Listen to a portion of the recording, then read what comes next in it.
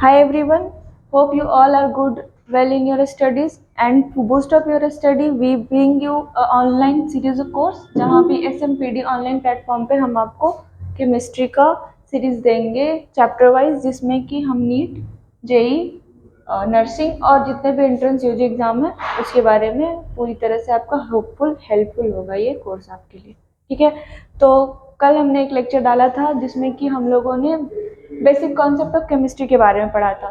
तो basic concept of chemistry का जब स्टार्ट किया था तो हमने सबसे पहला टॉपिक क्या लिया था, laws of chemical combination. Laws of chemical combination में हमने कौन कौन सा टॉपिक डिस्कस कर चुका था अब तक, तो laws of conservation of mass, laws of different proportion, laws of multiple proportion. Hope ये सब आपको पूरी अच्छी तरह से समझ में आ गया होगा, इस पर मैं अब दोबारा डिस्कस नहीं करूँगी। अब हम आगे बढ़ते हैं। तो हमारा आज का जो टॉपिक है वो लॉ ऑफ रेसिप्रोकल प्रोपोर्शन है, लॉ ऑफ गैसियस वॉल्यूम है और कंसंट्रेशन टर्म्स है। तो अभी हम इन दोनों लॉज पे जाते हैं। तो अभी हमारा है laws of reciprocal proportion. Laws of reciprocal proportion, laws of reciprocal proportion में क्या है, तो ये लॉ क्या कहता है कि अगर दो एटम, जैसे यहाँ पे क्या हम लोग लिखे हैं, कार्बन लिखा है और सल्फर लिखा है, ठीक है, कार्बन, सल्फर और थर्ड एटम। तो जब कार्बन और ऑक्सीजन और सल्फर और ऑक्सीजन कंबाइन कर रहा है तो CO2 बन रहा है और यहाँ पर SO2 बन रहा है, और ये दोनों कंबाइन कर रहा है तो CH2 बन रहा है। तो रेसिप्रोकल प्रोपोर्शन क्या बोलता है कि इन दोनों का जो मास रेशियो आएगा उसको इसके मास रेशियो से साथ डिवाइड करेंगे तो जो वो होल नंबर होता है वही रेसिप्रोकल प्रोपोर्शन कहलाता है। यहाँ पे हम लोग CO2 देखेंगे तो CO2 में क्या है, इसका मास रेशियो निकालते हैं हम लोग तो क्या आता है, ये हो गया 12।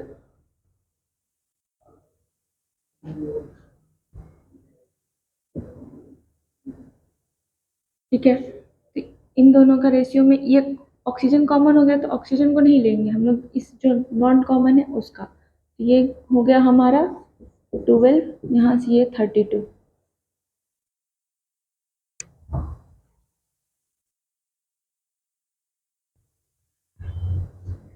ये 12 हुआ और ये 32 हुआ ऑक्सीजन। यहाँ पे सल्फर का हो गया आपका 32 और ऑक्सीजन हो गया 32। तो जो कॉमन एटम है उसको यहाँ पे हम लोग नहीं लेंगे, उसका मास नहीं, जो पेरेंट एटम यहाँ पे कंबाइन कर रहा है इन दोनों का जो ये है, मतलब जो यहाँ पे बना रहा है आपस में कंबाइन करके, वो उसी का किसी और के साथ जब कॉमन के साथ कंबाइन करके कंपाउंड बन रहा है वो, तो उसमें जो इसका मास पार्टिसिपेट कर रहा है उसका रेशियो, तो उसका रेशियो क्या आएगा, ये आपका आएगा 3:8। ये 3:8 आया। ये कब कार्बन और सल्फर का रेशियो आया, जब वो एक कॉमन एटम के साथ कंबाइन करके दूसरा कंपाउंड बनाया है, दैट इज CO2 और SO2। तो 3:8 है यहाँ पे रेशियो। अब यहाँ पे जब ये पेरेंट एटम है, मतलब कार्बन और सल्फर आपस में जब कंबाइन कर रहा है, तो कार्बन और सल्फर का मास रेशियो क्या आ रहा है, तो कार्बन का यहाँ पे कितना मास है, 12 है, इसका 64 है। ठीक है, तो इसका हम लोग मास रेशियो निकालेंगे, क्या आएगा 1, और ये हो गया, ये आ गया हमारा 3:16। तो होल नंबर रेशियो क्या कहलाता है, ये हमारा इक्वेशन हो गया सेकंड, ये हमारा हो गया first.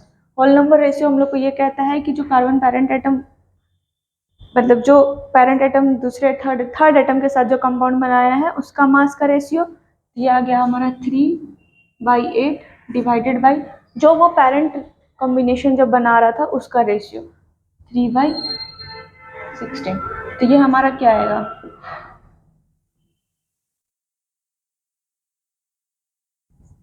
That is 1/1 divided by 1/2। ये आपको आएगा 2। ये होल नंबर आया 2। यही हमारा लॉज ऑफ रेसिप्रोकल प्रोपोर्शन है। एक बार फिर से इसको अच्छे से समझना, लॉ ऑफ रेसिप्रोकल प्रोपोर्शन क्या कहलाता है। लॉज ऑफ रेसिप्रोकल प्रोपोर्शन कहलाता है कि अगर मान लो यहाँ पे कार्बन, ऑक्सीजन और सल्फर, कार्बन, ऑक्सीजन और सल्फर, कार्बन, सल्फर और ऑक्सीजन कितना कंपाउंड बना सकता है, दो अगर कंबाइन करेगा तो CO2 बना सकता है, SO2 बना सकता है, CH2 बना सकता है। तो यहाँ पे क्या हुआ कि ऑक्सीजन इन दोनों में कॉमन हो गया और यहाँ पे एक CH2 अलग हो गया। इसका मतलब है कि जो पेरेंट एटम कंबाइन करके बना है उसका मास रेशियो, और जो वो किसी थर्ड एटम के साथ अलग अलग कंबाइन करके बन रहा है, जैसे कार्बन ऑक्सीजन के साथ कंबाइन करके बन रहा है उसका मास रेशियो, सल्फर के साथ ये बन रहा है उसका मास रेशियो। तो इसको इस केस में हम लोग जो कॉमन है उसको उसका मास का रेशियो नहीं लेते हैं, यहाँ पे इसका मास का रेशियो हम नहीं लेंगे। हम किसका मास का रेशियो लेंगे, जो पेरेंट एटम का कंपाउंड बन रहा है वो कितना मास अब इसमें कंस्टिट्यूट कर रहा था। 12 ग्राम कर रहा था, यहाँ पे ये 32 ग्राम कर रहा है। तो जब 12 ग्राम और 32 ग्राम कार्बन और सल्फर का 12 और 32 ग्राम का मास रेशियो लिए तो ये 3:8 आया। अब ये हो गया हमारा इक्वेशन 1। और यही पेरेंट एटम जब अपना फ्री स्टेट में कंबाइन किया तो कितना हुआ, 3:16। तो इसको डिवाइडेड बाई दिस कर देंगे तो हमारा हमेशा एक होल नंबर रेशियो आता है, that will always be the whole number. वही हमारा लॉ ऑफ रेसिप्रोकल प्रोपोर्शन कहलाता है। इसका हम एक और एग्जांपल देखते हैं।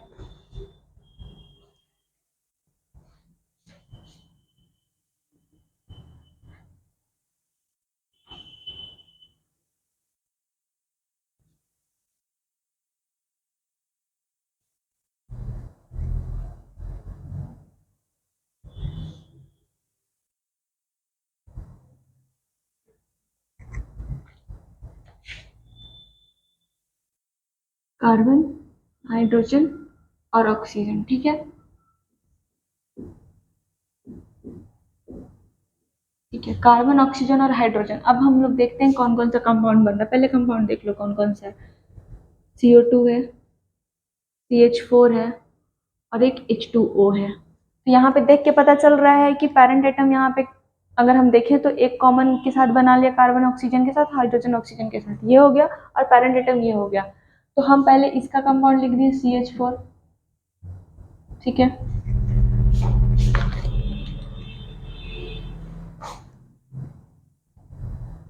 हम इसका लिख देंगे CH4, ठीक है। और फिर हम इसका लिखते हैं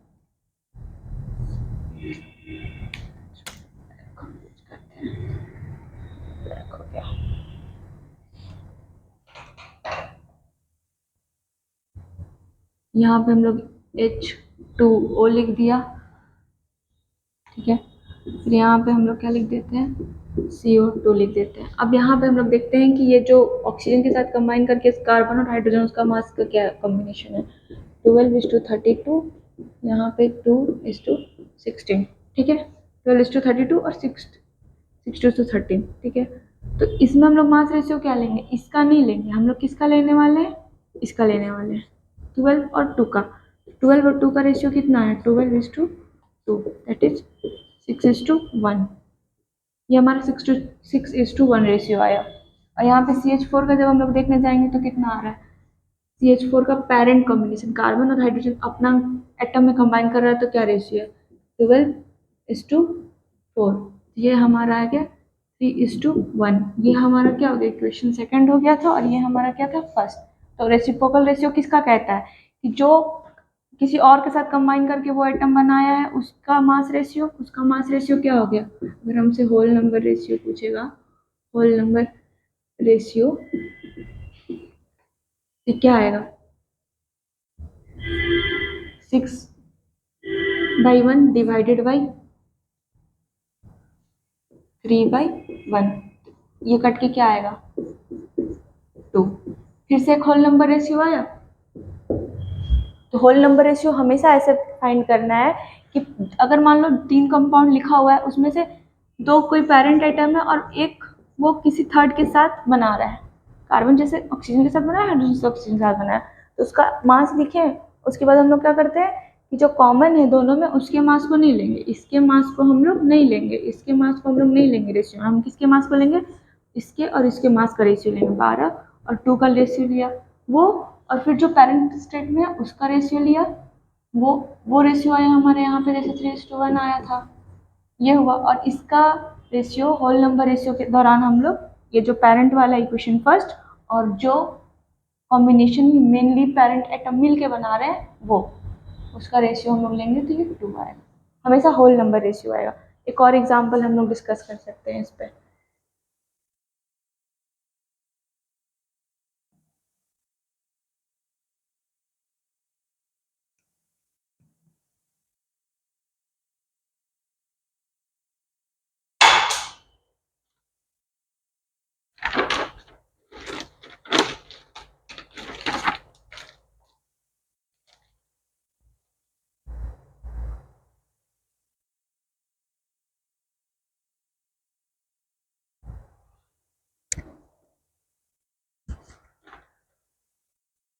जैसे कि ये हाइड्रोजन, ऑक्सीजन और नाइट्रोजन, ठीक है, हाइड्रोजन, ऑक्सीजन और नाइट्रोजन, ये कंबाइन हुआ तो क्या बना हमारा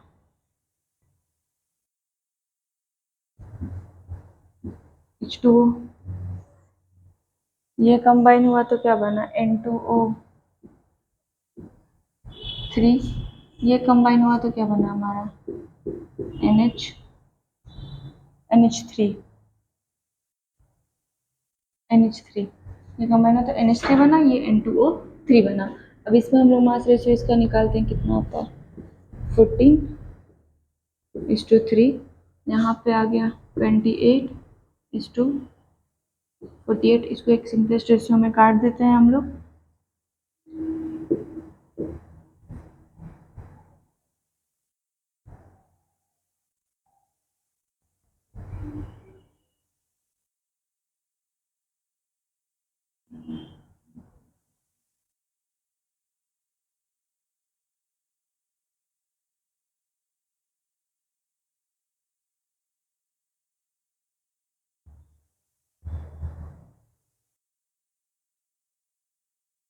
इस एग्जाम्पल को हम लोग फिर से देखते हैं।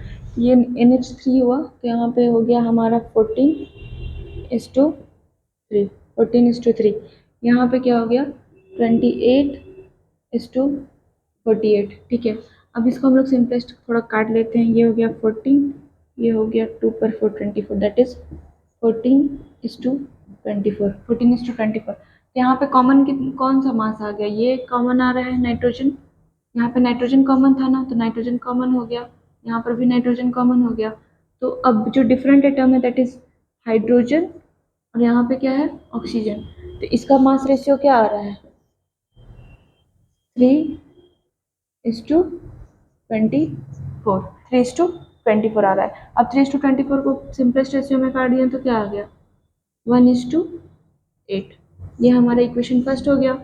अब यहाँ पे जो H2O है, इसका इसका पेरेंट आइटम जब कंबाइन कर रहा है तो क्या रेशियो आ रहा है, हाइड्रोजन 2 ग्राम हो गया, ऑक्सीजन 60 ग्राम हो गया। तो ये भी तुम्हारा 1:8 रेशियो में आ गया, 1:8 रेशियो आया, 1:8 रेशियो आया। तो अब ये हो गया हमारा इक्वेशन सेकंड। और होल नंबर रेशियो बनाने के लिए रेसिप्रोकल प्रोपोर्शन के according whole number ratio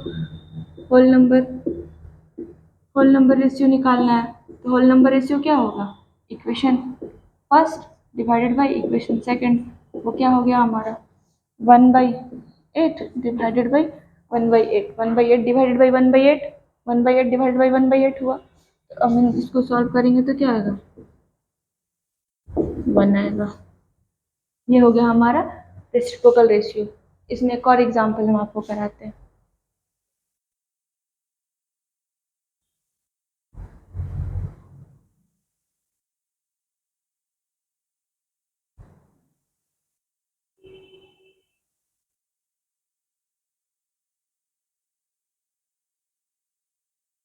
sulphur, oxygen और हाइड्रोजन,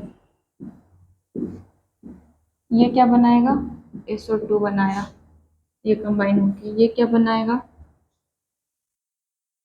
ये हम देख रहे हैं।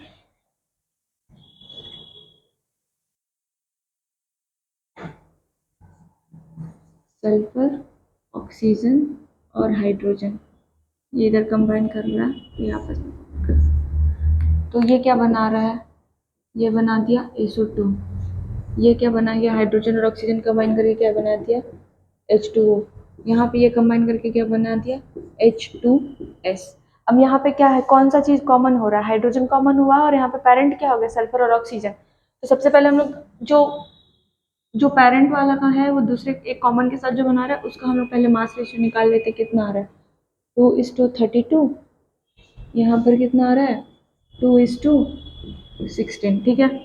तो ये कितना आ गया 16, दैट इज 1:16 यहाँ पे, ठीक है। यहाँ पे 2:16, यहाँ पर भी 1:8, 1:8, ठीक है 1:8।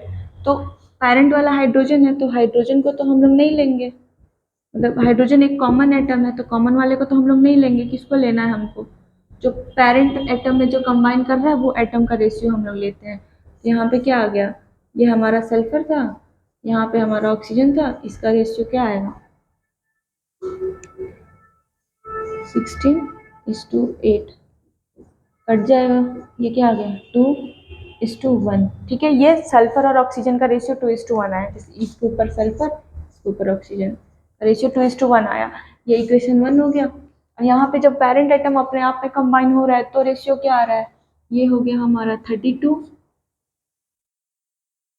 ये हो गया हमारा 32 और ऑक्सीजन भी हो गया हमारा 32, कट गया 1:1, कितना रेशियो है 1:1, ये हमारा कौन सा हो गया सेकंड। और होल नंबर रेशियो क्या बोलता है,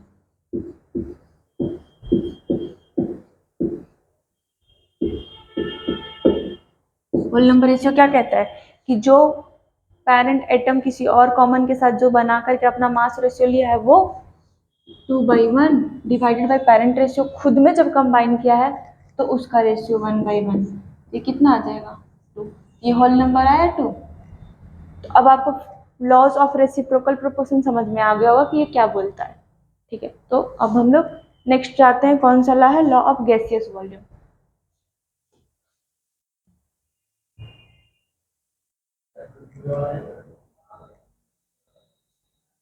तो अभी हम लोग कौन सा लॉ पढ़ेंगे, फोर्थ लॉ। फोर्थ लॉ क्या था हमारा, law of gaseous volume. Law of gaseous volume very simple law है, इसमें कोई कंफ्यूजन नहीं है। पहला बात तो हमें ये ध्यान रखना है कि लॉ ऑफ गैसियस वॉल्यूम किसके लिए अप्लाई होता है। लॉ ऑफ गैसियस वॉल्यूम हमेशा गैसियस के लिए अप्लाई होगा, लिक्विड और सॉलिड के लिए कभी नहीं। लिक्विड और सॉलिड के लिए कभी भी नहीं ये लॉ अप्लाई होता है, कभी भी लिक्विड और सॉलिड के लिए ये लॉ अप्लाई नहीं होता है। किसके लिए अप्लाई होता है, तो हमेशा गैसियस के लिए। मतलब गैसियस कहने का मतलब कि अगर गैसेस रिएक्ट कर रहा है, गैसेस आपस में रिएक्ट किए, एटॉमिक फॉर्म में गैसेस रिएक्ट किए और वो प्रोडक्ट बना रहे हैं और वो प्रोडक्ट में भी गैसियस बना रहा है, तो ये लॉ उस पर अप्लाई होता है। और वो जो गैसियस स्टेट में जो प्रोडक्ट और रिएक्टेंट का, गैसियस स्टेट में जो प्रोडक्ट है और रिएक्टेंट है उसका जो वॉल्यूम का रेशियो हो वो भी हमेशा होल नंबर रेशियो होता है।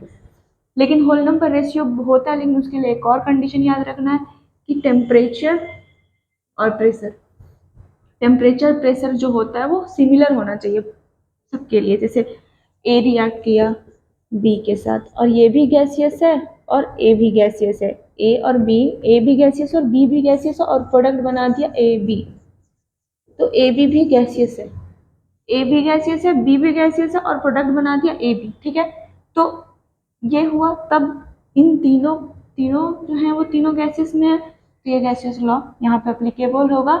इसका अप्लीकेबल होने की वजह से क्या रिजल्ट आ रहा है हमारे पास, तो इसका मान लो 1 वॉल्यूम है, इसका 1 वॉल्यूम है, इसका 1 वॉल्यूम है। ठीक है, तो ये 1 वॉल्यूम 1 वॉल्यूम 1 वॉल्यूम, ये जो हमेशा यहाँ पे जो भी नंबर होगा वो हमेशा होल नंबर ही होगा। ठीक है, और उस वक्त टेम्परेचर और प्रेशर इन सब के लिए सेम होगा, ये नहीं कि इसके लिए टेम्परेचर प्रेशर अलग है, इसके लिए अलग है, इसके लिए अलग है, नहीं, इसके लिए भी टेम्परेचर प्रेशर सेम है, इसके लिए भी टेम्परेचर प्रेशर सेम है और इसके लिए भी टेम्परेचर प्रेशर सेम है।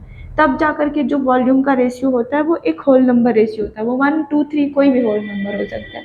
जस्ट एग्जाम्पल हम लोग देख सकते हैं कि हमारा जो यहाँ पर है H2Cl2 बना रहा है HCl, तो H2 भी गैसियस स्टेट में है और Cl2 भी गैसियस में है और जो HCl बना है वो भी गैसियस स्टेट में। और शुरू में मैंने लेक्चर के शुरू में ये बताया था कि लेक्चर के शुरू में हमने बताया था कि जो भी हमारा लॉ ऑफ केमिकल कॉम्बिनेशन होता है वो हमेशा बैलेंस्ड केमिकल इक्वेशन पे वैरी करता है। हमेशा इक्वेशन, जो भी केमिकल इक्वेशन हम लिखेंगे वो बैलेंस्ड होना चाहिए। तो ये इक्वेशन तो बैलेंस्ड नहीं है, तो इसको हम लोग बैलेंस्ड इक्वेशन में लिखेंगे। तो इसको बैलेंस्ड हम लोग कैसे कहेंगे, यहाँ पे हाइड्रोजन 2 है लेकिन यहाँ 1 है, यहाँ क्लोरीन 2 है, यहाँ 1 है, तो यहाँ पे हम लोग क्या डाल दिए 2, तो 2 हाइड्रोजन हो गया, 2 क्लोरीन हो गया। ठीक है, अब हम लोग क्या किए, अब ये सब गैसियस में भी है और टेम्परेचर और प्रेशर भी सेम है, गैसियस भी है और टेम्परेचर और प्रेशर भी सेम है। तो इसका 1 वॉल्यूम, इसका 1 वॉल्यूम, इसका 2 वॉल्यूम, क्योंकि यहाँ पे 1 है, यहाँ पे भी 1 है, यहाँ पे 2 है, तो इसका 1 वॉल्यूम, इसका 1 वॉल्यूम, इसका 2 वॉल्यूम। ठीक है, तो ये हो गया क्या, वॉल्यूम रेशियो क्या आया इन तीनों का 1:2 1:2। वॉल्यूम रेशियो हमारा क्या आ गया, 1:2 ये हमारा लॉ ऑफ गैसेस वॉल्यूम के अकॉर्डिंग उसका वॉल्यूम रेशियो आया है।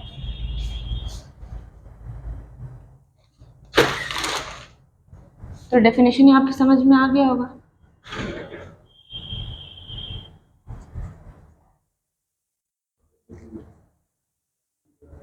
इस पे हम लोग एक क्वेश्चन सॉल्व करते हैं। क्वेश्चन क्या है हमारा,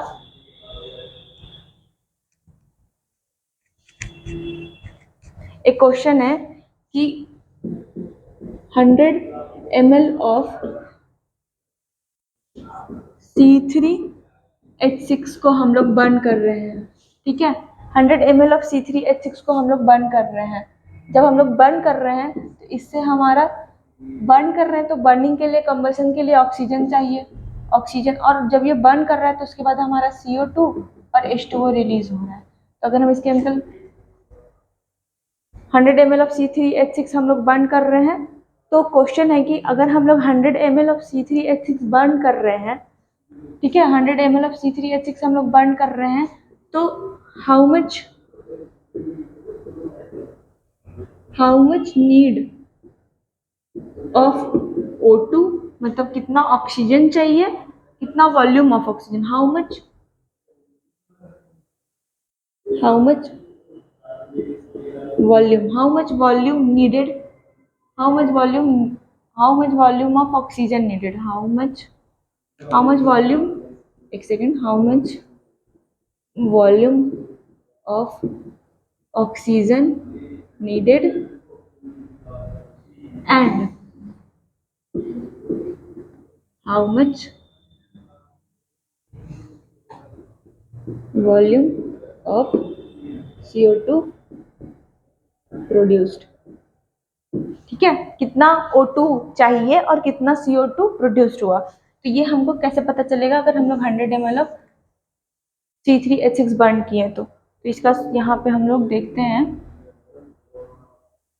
इक्वेशन क्या होगा, यहाँ पे रेज कर देते हैं, ठीक है, ये पूरा इरेज कर देते हैं। ये क्वेश्चन हम साइड में लिख दे रहे हैं कि क्या हमको फाइंड करना है और क्या नहीं, ठीक है। यहाँ पे हम लिख दे रहे हैं कि 100 ml C3H6 से फाइंड करना है O2 एंड CO2। तो इसके लिए हम लोग केमिकल रिएक्शन पहले लिखते हैं।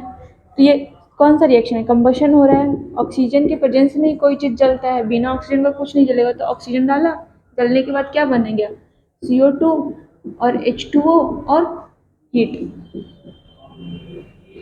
तो बाहर निकल गया, H2O और CO2। तो C3H6 जो है यहाँ पे गैसियस फॉर्म में है, ऑक्सीजन भी गैसियस फॉर्म में, लेकिन यहाँ वाटर गैसियस नहीं है, वाटर यहाँ पे लिक्विड में है, ठीक है, वाटर यहाँ पे लिक्विड में है और वाटर यहाँ लिक्विड में है, ये गैसियस में है और ऑक्सीजन भी हमारा गैसियस में है और ये भी हमारा गैसियस में है, ठीक है। अब क्या ये इक्वेशन बैलेंस्ड है, तो हमको तो नहीं लग रहा है इक्वेशन बैलेंस्ड है। तो पहले कोई भी लॉ ऑफ केमिकल कॉम्बिनेशन लगाने से पहले इक्वेशन बैलेंस करना चाहिए। कार्बन 3 है, यहाँ पे 1 है और ऑक्सीजन, तो सबसे पहले हम लोग कार्बन बैलेंस कर लेते हैं। कार्बन हो गया 3, ठीक है। उसके बाद हाइड्रोजन 6 है, तो हाइड्रोजन यहाँ पे 2 है, तो यहाँ पे 3 कर दिए, 6 हो गया हाइड्रोजन, 3 हो गया कार्बन। अब ऑक्सीजन यहाँ पे कम हो जा रहा है, यहाँ पे 6 और 3 9, तो 9/2 कर देंगे, 9/2, तो 9 मोल ऑफ ऑक्सीजन हो गया, इधर से भी और इधर भी, और सारा कार्बन भी 3 है, हाइड्रोजन 6, हाइड्रोजन भी 6 है। चलो अब ये हो गया, तो इसके पहले क्या है, ये 1 लिखा हुआ है, ये 9/2, ये 3 और ये 3। H2O का तो कोई मतलब ही नहीं है गैसियस लॉ में, क्योंकि ये तो लिक्विड है, लिक्विड पे तो गैसियस लॉ अप्लाई ही नहीं होता है। तो चलो खत्म हुआ। अब 1 ml ये बर्न हो रहा है, ये 9/2 ml आ रहा है ऑक्सीजन, 1 ml ये बर्न हो रहा है तो 9/2 ml ऑक्सीजन चाहिए, और कार्बन कितना मिल रहा है हमें, 3 ml, ठीक है। तो 100 ml जब C3H6 बर्न होगा, यही लिखा है ना, 100 ml C3H6 कितना बर्न कर रहे हैं हम लोग, 100 ml। जब 100 ml C3H6 बर्न कर रहे हैं तो कितना ये निकलेगा, ये कितना हमको चाहिए होगा, 9/2 इंटू 100, काट दो इसको, 50, 9 5 जा 450 ml हमको ऑक्सीजन चाहिए। और कितना CO2 मिल रहा है हमको, तो 3 इंटू 100 ml, 300 ml CO2 निकलेगा। समझ में आया? इस पे नहीं अप्लाई होगा ये, हम नहीं बोल सकते हैं कि 3 ml H2O निकला, नहीं, ये हमेशा वॉल्यूम जो है, वो वॉल्यूम का जो रेशियो है हमेशा किसके लिए अप्लाई हो सकता है, इसके लिए हो सकता है। और एक और बात बोला था हमने कि होल नंबर रेशियो होना चाहिए, यहाँ पर बच्चे ये होल नंबर नहीं है ना, तो इसको सॉल्व करने के लिए हम लोग क्या करेंगे, इन सबको 2 से मल्टीप्लाई कर देंगे।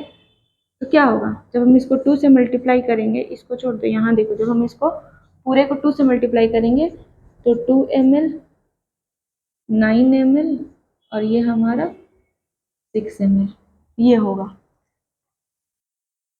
ये हमारा होल नंबर रेशियो आया। जब होल नंबर रेशियो आएगा तो यहाँ पर भी सब में 2 से हम लोग मल्टीप्लाई कर देंगे। जब यहाँ पे 2 से मल्टीप्लाई करेंगे तो क्या आएगा, ये 900 आ जाएगा, ये 600 आ जाएगा। 900 600 ml कब, जब हमारे पास ये 100 ml रहेगा, नहीं ये हमारा 100 ml है, नहीं नहीं नहीं नहीं नहीं, गलती होगी, गलती गलती गलती गलती,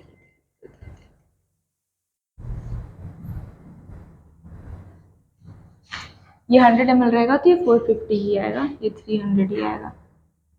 ये ऐसा हम लोग चाहें तो इसको ऐसे लिख सकते हैं, क्योंकि ये यहाँ पर ये होल नंबर नहीं है, ये होल नंबर रेशियो करने के लिए हम लोग यहाँ पे बैलेंस करने के बाद ये वाले रेशियो लिख सकते हैं, 2:9:6 रेशियो होता है इसका। इसको बैलेंस करने के बाद, क्योंकि यहाँ पे 9/2 है ना, 9/2 तो होल नंबर नहीं है, तो इसको 9/2 को चेंज करने के लिए हमको पूरे इक्वेशन में हमको 2 से मल्टीप्लाई करना होगा, तब जाके ये होगा। लेकिन ये हमारा अगर 100 ml जब रहेगा तो ये आएगा। इसको इरेज करते हैं।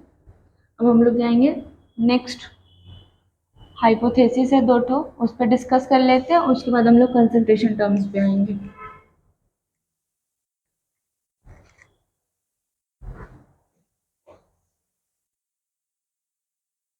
नेक्स्ट लॉ पे जाने से पहले, नेक्स्ट टॉपिक को आगे बढ़ाने से पहले हम लोग एक एग्जांपल गैसेस वॉल्यूम पे डिस्कस कर लेते हैं। लॉ ऑफ गैसेस वॉल्यूम पे हमको क्या एक दिया है कि N2 और H2 रिएक्ट कर रहा है तो NH3 बन रहा है, ठीक है।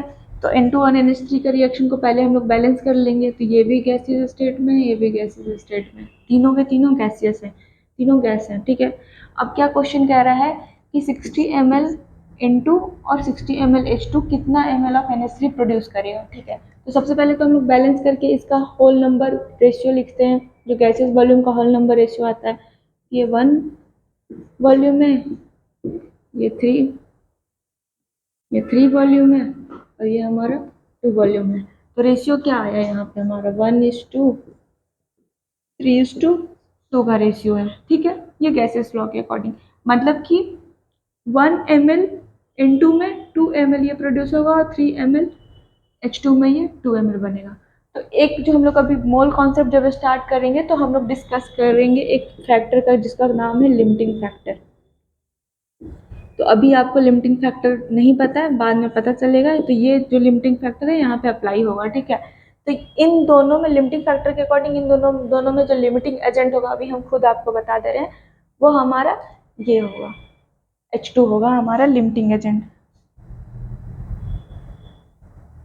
H2 तो होगा हमारा लिमिटिंग एजेंट होगा, क्यों, क्योंकि 1 ml N2 रिएक्ट कर रहा है 3 ml, यानी कि जो अमाउंट है वो H2 का ज़्यादा चाहिए 1 ml रिएक्ट करने के लिए। तो अगर 60 ml N2 है तो 60 ml H2 तो नहीं चाहिए, क्योंकि कितना 3 गुना चाहिए ना, हमारा जो हमारा N2 है उससे 3 गुना ज़्यादा में हमको H2 चाहिए। तो इसीलिए जो लिमिटिंग एजेंट उसको हम लोग कहते हैं जो कि रिएक्शन को लिमिट करेगा, मतलब वो सबसे पहले रिएक्शन में यूज हो जाएगा। अगर मान लो 2 अमाउंट दिया हुआ है 2 गैसेस है, तो दोनों में से कौन लिमिटिंग रिएजेंट की तरह काम करेगा, कौन रिएक्शन को लिमिट करेगा, मतलब सबसे पहले कौन खत्म होगा, तो सबसे पहले वो खत्म होगा जो एक्सेस में लग रहा है, मतलब 1 का 3 गुना ये लग रहा है। इसका मतलब ये 60 ml जो है, ये 60 ml 20 ml N2 के साथ रिएक्ट करेगा। जैसे 1:3 का रेशियो है ना, 1 ml N2 3 ml H2 के साथ रिएक्ट कर रहा है। तो 60 ml N2 को तो H2 3 गुना चाहिए ना, यानी कि 60 इंटू 3 180 चाहिए होगा। तो ये तो नहीं है ना अमाउंट सफिशियंट हमारे पास, ये तो कम है, इसीलिए यहाँ पे लिमिटिंग रिएजेंट ये होगा। तो 60 ml हमारा 60 ml H2 में कितना ml ऑफ N2 चाहिए होगा, ये भी हम लोग बता सकते हैं। जैसे कि 3 ml H2 में 1 ml N2 निकल रहा है, 1 ml N2 चाहिए। तो 1 ml H2 में कितना चाहिए, 1/3। तो 60 ml H2 में कितना चाहिए, 1/3 into 60, that is 20 ml। 20 ml हमको क्या चाहिए, N2 चाहिए, 20 ml N2 चाहिए। तो यहाँ पे लिमिटिंग रिएजेंट कौन हो रहा है, कौन रिएक्शन में सबसे पहले यूज हो जा रहा है, ये जो H2 है, जो 60 ml H2 है, वो रिएक्शन में सबसे पहले यूज हो रहा है। तो ये यहाँ पे लिमिटिंग रिएजेंट है। ये एक्सेस में है, यहाँ पे 20 ml ही यूज होगा, 40 ml बच जाएगा। ठीक है, तो एक लिमिटिंग रिएजेंट मैंने थोड़ा सा यहाँ पे डिस्कस कर दिया, बट आगे हम डिस्कस करेंगे जब मोल कॉन्सेप्ट और आगे पढ़ेंगे तो। ठीक है, लिमिटिंग एजेंट यहाँ पे। तो अब हमसे क्वेश्चन क्या पूछा था कि कितना वॉल्यूम ऑफ NH3 बनेगा अगर हमारे पास 60 ml और 60 ml N2 H2 है। तो इसका तो कोई रोल नहीं है, रोल किसका है, इसका है, यानी कि 3 ml H2 से हमारा क्या बन रहा है, 3 ml H2 से हमारा 2 ml NH3 बन रहा है। तो 1 ml H2 से कितना बनेगा, 2/3 ml NH3 बनेगा। और हमारे पास है कितना, 60 ml H2 है, 60 ml H2 से कितना बनेगा, 2/3 इंटू 60 और 2, तो कितना बनेगा, 40 ml। क्या बनेगा, NH3, 40 ml NH3 बनेगा। ये गैसेस लॉ से पता चला, ये चीज से 1:3:2 का रेशियो, ये होल नंबर रेशियो ही है। अब हम लोग आगे जाते हैं, कुछ हाइपोथेसिस है उस पर डिस्कस करने हैं।